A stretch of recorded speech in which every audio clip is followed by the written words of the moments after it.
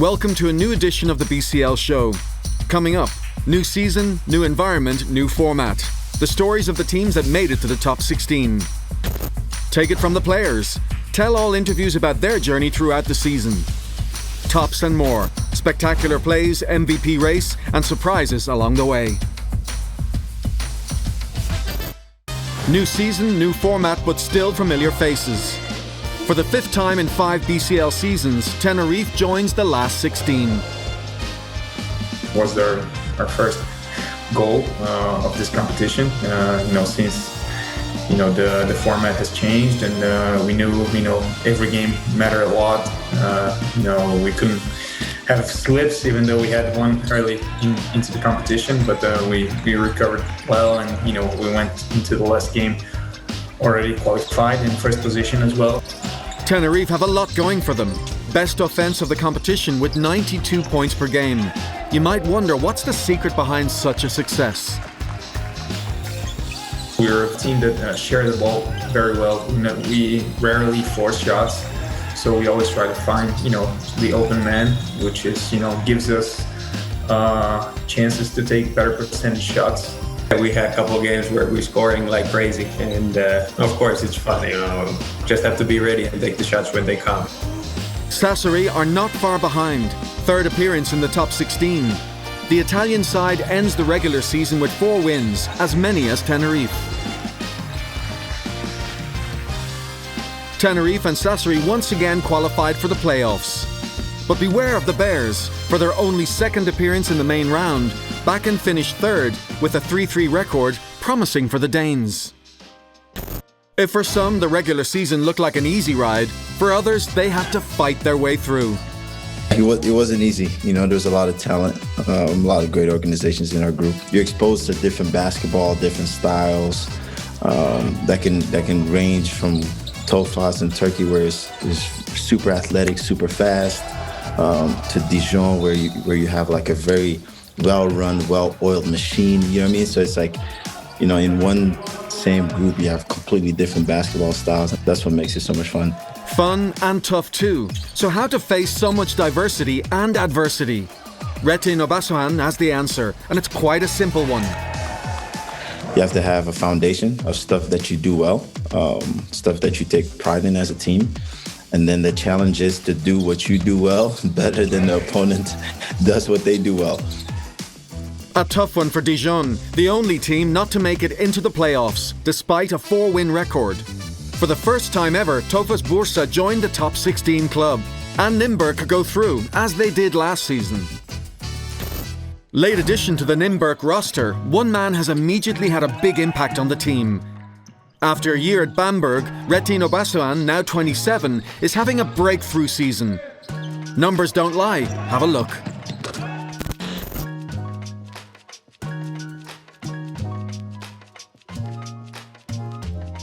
As a player, you always want to get better, and you go into the summer and the off season with a focus. Okay, I want to work on this and that. But then the moments where it comes together and you can look back and see okay, the numbers are improving.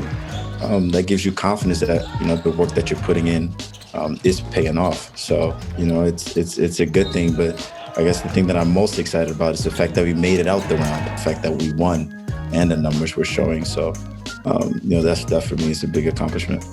He was just sliding into the team on and off the court like he's been here for the last 10 years, And it's the credit is for him, but also for the guys, for the club.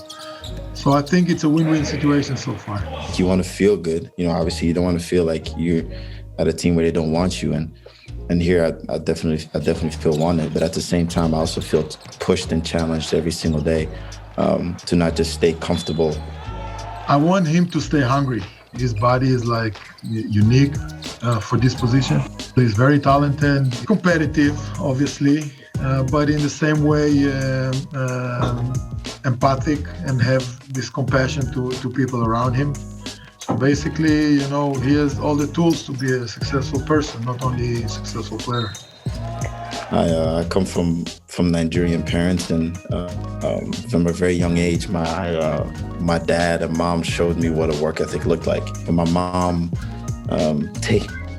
of 4 boys, but still managing to work and lead a church, to my dad, getting up at 3 a.m. to go to work, and still he'd manage to be at my games, at my practices. But I think the most valuable thing that they taught me was that the benefit you get from working is not necessarily the result. The benefit you get from working is the person that you become. It's time for the first top 5 of the program. Since there's no I in team, let's begin with assists.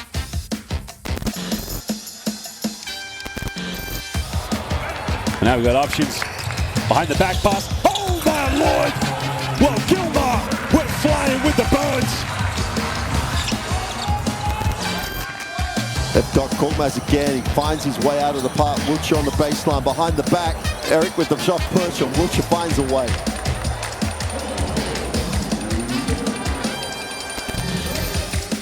Moves himself to 10. Taylor, lovely little over the head pass.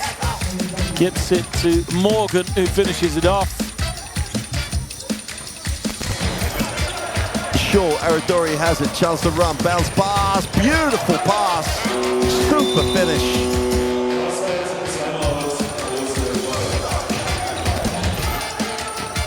Looking for options, drives behind the back for the beautiful pass on a dish. How to choose your jersey number. That's how the BCL stars do it. 10, and I think that was my first number when I started to play basketball. And maybe it's also, I used to like football. 7, and I wear it because, honestly, my brother told me to. Number 1, and why? Because number 11 was taken. New beginnings, new chapter of my life. Start fresh from the ground zero, and that's why I wore number 0 this year. 50.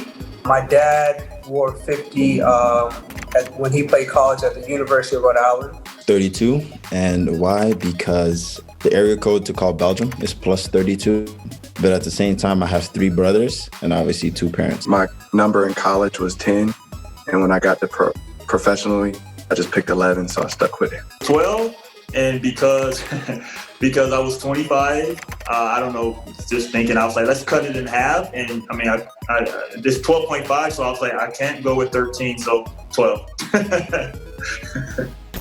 The last 16 is often a clash of powerhouses and newcomers. Group C is no exception to the rule.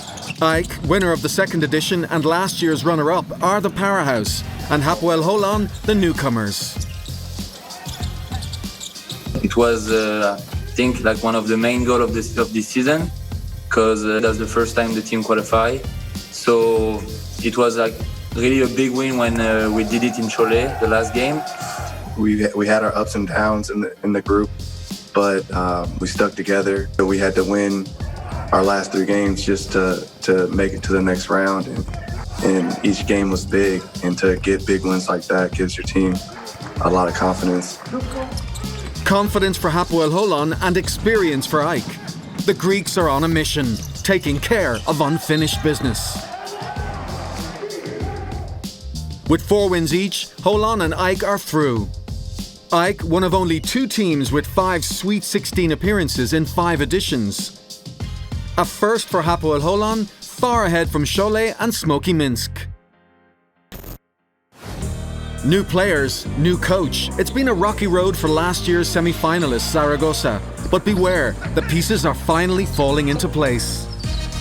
Anytime you have injuries or different players coming in, different players leaving, I think it's going to be tough in any situation. But we have a group of great guys. It's a great organization, great group of guys, great group of coaching staff.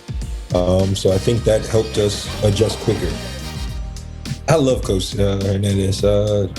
Most importantly, just without basketball, just his competitive nature. And I think just that fire that he has about and passion that he has about basketball really ignited us. Surely these last couple of games that we've been playing, high-paced basketball, scoring a lot of points, I think we're very close to finding out what our identity is, and I think we can still even be better. Zaragoza is picking up pace. You've been warned. Don't overlook Nizhny Novgorod either. The Russians had a solid run. Now let's take a look at Group D. Zaragoza are the fire, Nizhny Novgorod the ice, and both are on to the next round. Second time in a row for the Spaniards, third for the Russians. Chaos here in VEF Riga. Jefferson gets it over to Colson. He puts it up for three. God! If you follow the BCL, you've probably seen that moment in the highlight reels. But for SIG Strasbourg, it meant a lot more than just a buzzer beater. We arrived the BCL with a lot of questions. We were not playing very well, but actually the first victory in Riga with Bonzie's buzzer beater was something that has been so far the biggest turning point for our season. That was a crazy game. That was a wild game. You know, Riga is a great team. You gotta want it. You know, you gotta want those big moments. You gotta want those big shots. You gotta prepare mentally for them, and you just gotta be locked in. You know, as a kid, you're outside on the basketball court or in the gym, and you're always 3, 2, 1 in your head. And, you know, you never know when the opportunity can kind of come into fruition. The best thing is here. After what happened, this is something. There's a picture in our webpage front, and the main thing is that this shot actually gave the moment 10 seconds after, where players are running to the huddle. Strasbourg have been clutch masters, and don't call it luck, not when it happens multiple times. What will Strasbourg do? They get it to Colson from behind the arc. Good! But Coach drew a really nice play for us. He's been drawing great out-of-bounds sets for us and throughout the whole season. You feel that at least you didn't screw it up.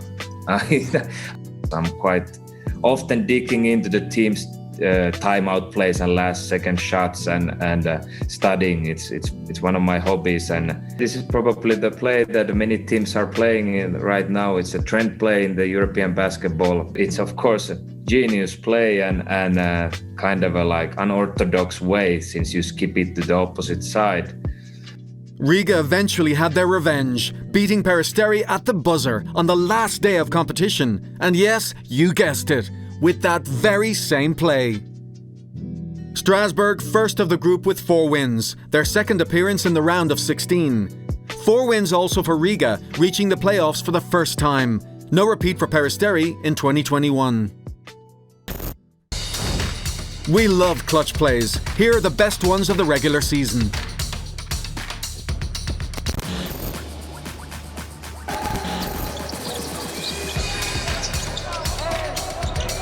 Holston, oh, they got an open three! God!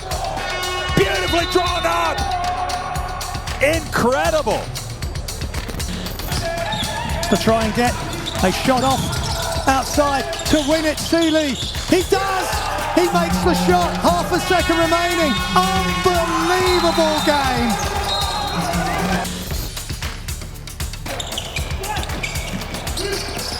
Shots up in the corner. It's good for 3. What a finish! He got it. He took it. Ennis pulls up. Hail Mary. It's good. It's good.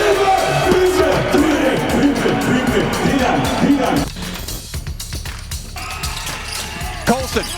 He puts it up for 3. Bonzie Colson wins the game. Unbelievable. One team and one team only remains undefeated after the first round. Fun fact, it was not necessarily the original plan. Our goal was really in the beginning to protect home court, to go undefeated at home and try to steal one on the road. But you know, we went off right away with 2 big road wins. So we're really happy also the way we've been playing. I think Kravitz and FIELER help us a lot. You know, I think they are obviously 2 really high IQ players. So, you know, we are able to run our offense through them a lot. You know, whenever you have 2 bigs and they recognize right away what's out there, what needs to be done, what the solution is, it just helps you as a coach, you know. Everybody's willing to make the next pass. There's not a selfish person, there's not an ego on this team that's just seeking a shot, that's seeking their stats in any way. So I think that's one of the reasons why our shot selection is so good and that leads to good field goal percentage. Bros Bamberg not only the second best field goal percentage team of the league, but also the best defense efficiency. You always know where your teammates are supposed to be. You know where you're supposed to be, and you know where your help's coming from, and you know where his help is coming from. So you can rely on that information. You know when you do your job, somebody else is going to do his job to cover for you, just in case. So I think that intensity and that knowledge has helped us be so successful. 2 seasons ago, Bamberg reached the Final Four for the first time. Looks like a repeat could be happening sooner rather than later. As for Karsiaka, they had to wait until the last game to secure their second round ticket. In Group F, Bros Bamberg and the Turks of Karsiaka are the 2 teams qualified for the next round. Bilbao and Bologna are out. Sweet and sour. While Turk Telekom powered through the regular season with only 1 loss in 6 games, grabbing yet another Sweet 16 ticket. The other favourite of the group, Hapoel Jerusalem, had a sour ride with 4 losses, leaving a wide open spot. A spot eventually taken by the Bosnian Diamond in the rough. A surprise? Or was it really to the Igokea players? Honestly, no. Each and every game we play, we try to give it our all, at the end of the day.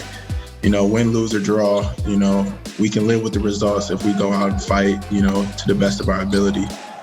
So to come out with the wins, those were, super important and very exciting for each and every one of us. We're trying to be smart in every game, not necessarily when we need to play physical, when we need to play more technical, to be smart, to adjust to every game and try to win.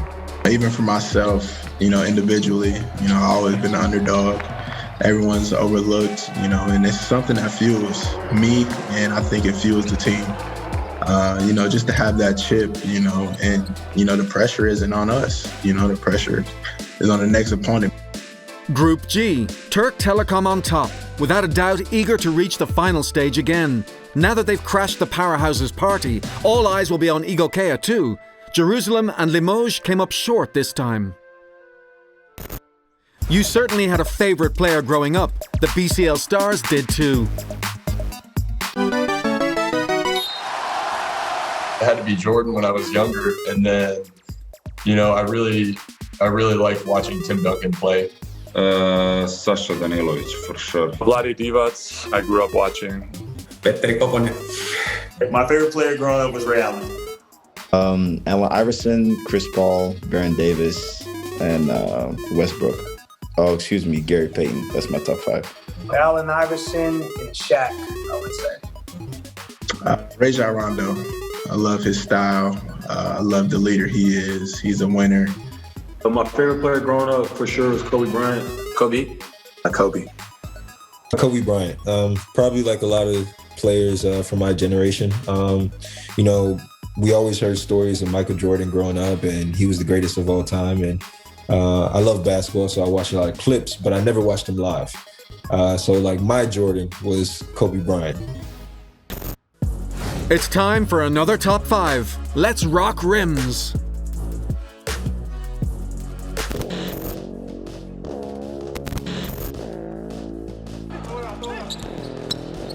Oh, he gets in and throws it down.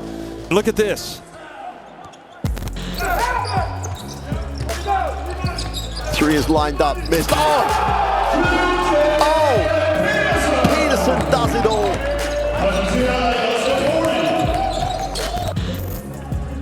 You got to stop DJ Kennedy in transition, or he's going to go all the way. Kennedy taps himself on the head.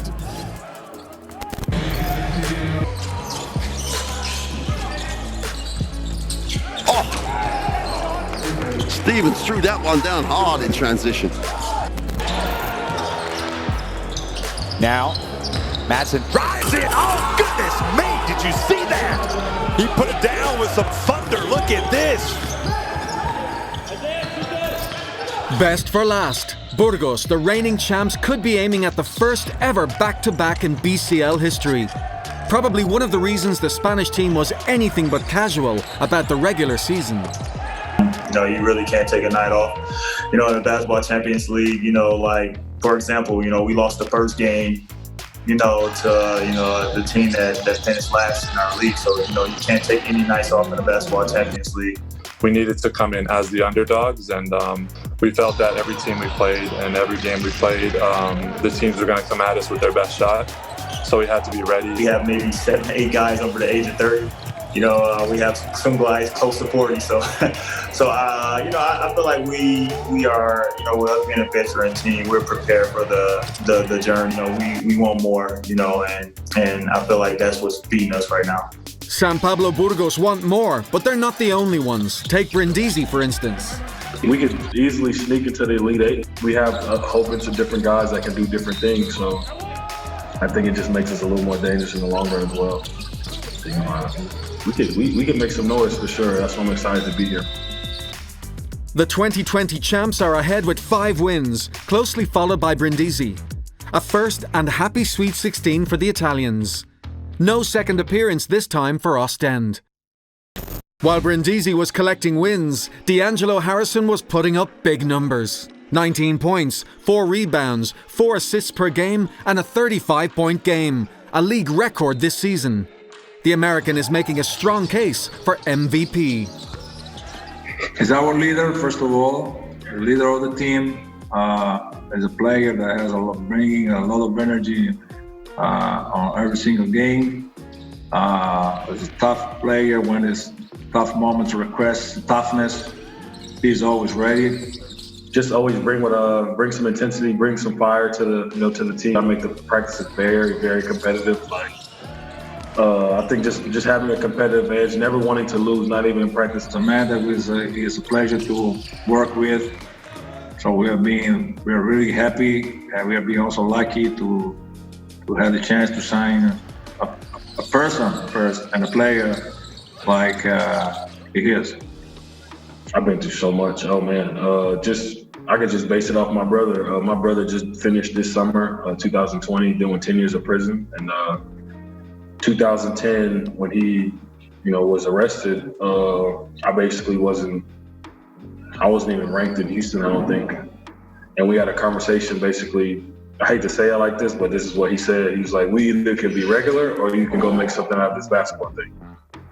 And then after he said that, I think then by the time I was a sophomore when he got arrested, by the time I was a senior, I think I was the #1 player in Texas. I went to St. John's, and then, the rest has been history. Harrison has now another challenge to overcome. Recovering in time from the knee injury he suffered in the last game of the regular season. But trust him, he'll do absolutely everything he can, like he always does. I want people to know I gave it everything I had. Body parts, mind, time, staying in the house because of Corona, literally everything I had for the city and this team to be great. And that's what I've done so far, but I'm not done yet. A quick look at the MVP race. D'Angelo Harrison holds the lead in front of Raymar Morgan, averaging close to 20 points per game. Third place for Ike center Yannick Moreira, grabbing 7 rebounds per game. The Italian point guard Marco Spisu is 4th. The young talent from Riga, Kyle Allman, 5th. A strong defense can be key. Here's our last top 5 of the day. The best blocks.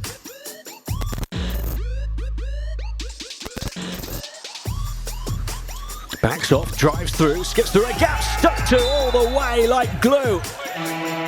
Lude Hackinson.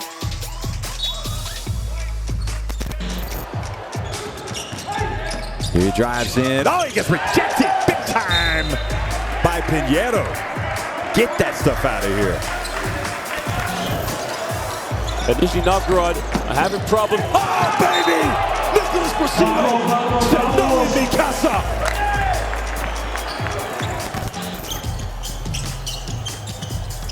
Long pass over to Ruban. Oh, he gets rejected at the line by Simmons, right at the rim.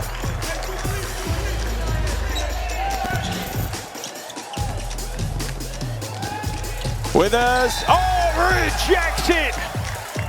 Flies up high and swats away Todd Withers. BCL playoffs are coming, and if you're excited, you're not alone. I'm excited for the team. I'm excited for the fans, and like I said, I'm excited to play. Like I said, this video makes me want to kind of play tomorrow. Patience. We all have to wait a little longer. In the meantime, here's a sneak peek of all 16 teams. 4 groups of 4 teams, with 3 Spanish squads, 3 Turkish and 3 former champs. Burgos, Tenerife and AEK, all on the road to the final 8. As promised, we'll break it down for you in depth with the team's reactions. All on our next BCL magazine, coming your way very soon. For more, follow us on Facebook, Twitter and Instagram at BasketballCL. Now the alley-oop and throwing it down. Gets the and one for 3. Oh, what a block. Rattles the rim. Wide open 3 again. And there's the lob, and there's the finish with the raw. 4 groups, 16 teams, 8 will advance to the final stage. Don't miss it.